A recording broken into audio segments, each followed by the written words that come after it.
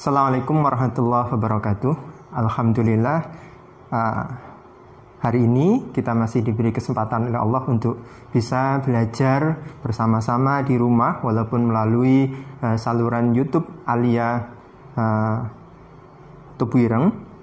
Saya berharap teman-teman atau murid-murid Alia yang sekarang ada di rumah, yang sedang melakukan kegiatan belajar bersama dalam keadaan sehat walafiat, sehingga bisa mengikuti proses pembelajaran ini dengan baik. Materi kita hari ini adalah bahasa Arab peminatan kelas 3. Bab pertama, Al-Balaghah.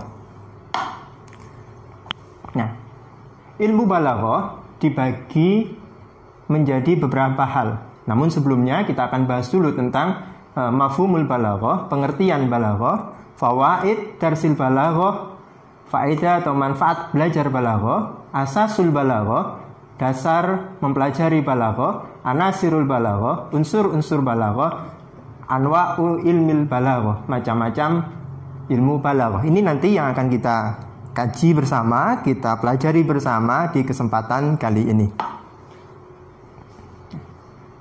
Sekarang kita masuk kepada mafhumul balaghah, pengertian balaghah.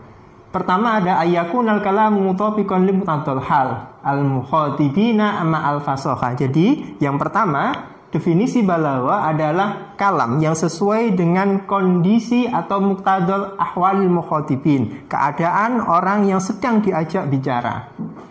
Ma'al fasahah, dan harus ada fasahah. Apa itu fasahah? Fasahah adalah alfat wadhihatul ma'ani, yaitu lafaz-lafaz yang jelas maknanya. Sahlatun fin nutqi, mudah untuk diucapkan. Wa jumaluha wa tarakibuha salima min ta'lif. Tarkibnya baik dari nahwu, shorof atau uslubnya itu selamat dari ketidakbenaran. Wa muwafaqatul qawaidin nahwi wa sarfi, dan sesuai juga dengan kaidah tata bahasa baik secara nahwu ataupun secara shorof. Contohnya, kalam yang baligh. Ada sebuah hadis yang secara runtutannya mungkin bisa dituliskan seperti ini. Kata Rasul sallallahu alaihi wasallam ila Kaisar Rum qol. Rasul menulis surat kepada Kaisar Romawi. Bunyi suratnya adalah min Muhammadin Rasulillah ila sahibir Rum.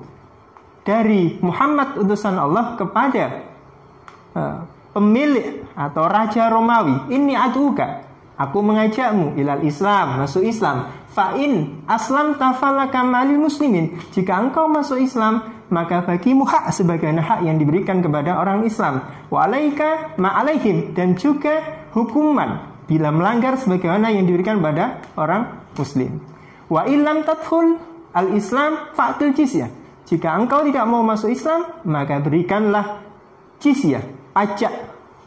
Fa innallaha ta'ala yaqul fi surati Taubah. Sungguh Allah berfirman dalam surat Taubah, qatilul ladzina la yu'minu billahi wal yaumil akhir. Perangilah orang-orang yang tidak beriman pada Allah, hari akhir, wala yuharrimuna ma haramallahu, dan tidak mengharamkan apa yang Allah haramkan, wa rasuluhu, dan rasulnya haramkan, wala yadinuna dinal haq, dan tidak beragama dengan agama yang benar, minal ladzina utul kitab, dari orang-orang yang telah diberi Alkitab, hatta yu'tu jizyah, sehingga mereka memberi pajak, an yadin wa hum shahiruna, dari tangan mereka sendiri, sedang mereka dalam keadaan kecil atau tidak berkuasa. Wa illa fala tahillu bainal falahin wa bainal islam ayyadkhulu fihi ayyutul jizyah. Jadi kalam ini jelas. Ini namanya kalam baligh. Fasahah juga. Ini yang disebut dengan balaghah. Nah, fawaid darsil balaghah. Apa keuntungan kita belajar balaghah? Yang pertama adalah fahmu ma'anil Qur'an wa asrarihi. Kita akan mampu memahami makna Al-Quran, ayat-ayat Al-Quran serta rahasia-rahasianya. Kita akan tahu itu. Sederhananya, begini.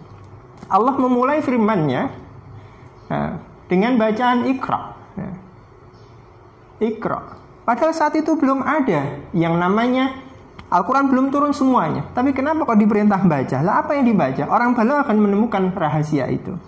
Lalu yang kedua, al-qudrah ala nutqil kalam, ia akan mampu bisa berbicara dengan bahasa yang baik. Wa tamyizi ra'ih minal radi'ah, dia mampu membedakan mana bahasa yang indah, mana ucapan yang indah, dan mana yang tidak indah.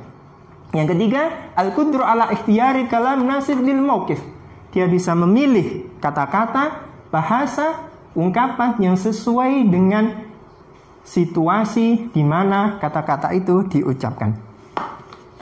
Ini diantara beberapa fawaid mempelajari ilmu balaghah. Nah, sekarang kita masuk kepada asasul balaghah.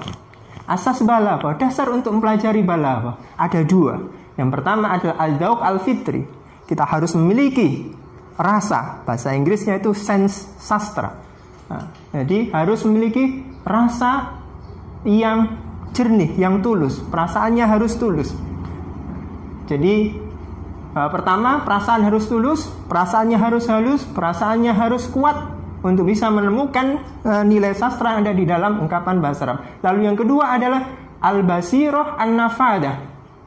Jadi mata hatinya, mata batinnya, mata hatinya harus kuat, harus nafadah, mampu menyingkap banyak hal yang ada di teks itu. Bahasa sederhananya adalah harus cerdas, harus pintar, dan cerdik untuk menggali makna yang ada di situ. Nah, sekarang anasir balaghah, unsur mempelajari balaghah. Nah, apa yang ada di dalam balaghah itu? Nah, kita akan bisa temukan yang dominan, kita urutkan di sini, lafzun wa makna. Jadi dalam balaghah ada namanya lafaz, ada namanya makna. Tidak akan lepas dari itu, lafzun wal makna. Lalu yang kedua, ta'lif lil alfat yamnahu quwwah wa ta'sirul husnan. Akan ada bisa susunan kalimat, susunan lafaz-lafaz yang memiliki kekuatan dan pengaruh yang kuat terhadap orang yang membacanya, orang yang mendengarkan, dan juga husnan, bagus, indah, enak didengar. Lalu yang ketiga, diqqah fi ikhtiyaril kalimah, yaitu teliti dalam memilih kata, gaya bahasa ala hasbi muwatinil kalam, sesuai dengan pemilik bahasa. Misalnya kita ngomong sama orang Indonesia, ya sesuai dengan muwatin orang Indonesia. Sama orang Arab, ya sesuai dengan muwatin Arab. Wa mawaqifihi, dan dengan keadaannya. Wa mudhu'atihi, dan temanya. Wa halis sami'in, dan keadaan orang yang mendengarkannya. Kata-kata itu diucapkan pada siapa? Apakah orang yang berpendidikan? Apakah kepada orang yang tidak berpendidikan? Anak kecil, dewasa, tua, dan seterusnya. Wa ghairi dzalik, dan yang lain-lainnya. Ini adalah anasir balaghah. Berikutnya, ilmu balaghah secara umum itu dibagi menjadi 3. Ada bayan, ada ma'ani, ada badi'. Ada yang menempatkannya ma'ani dulu, lalu bayan, ada badi'. Apa itu? Kita akan ketemu di dalam kajian, pembahasan, belajar bahasa Arab peminatan dalam pertemuan berikutnya. Demikian, mudah-mudahan bermanfaat. Kurang lebihnya mohon maaf. Wallahul muwaffiq ila aqwamit thoriq. Wassalamualaikum warahmatullahi wabarakatuh.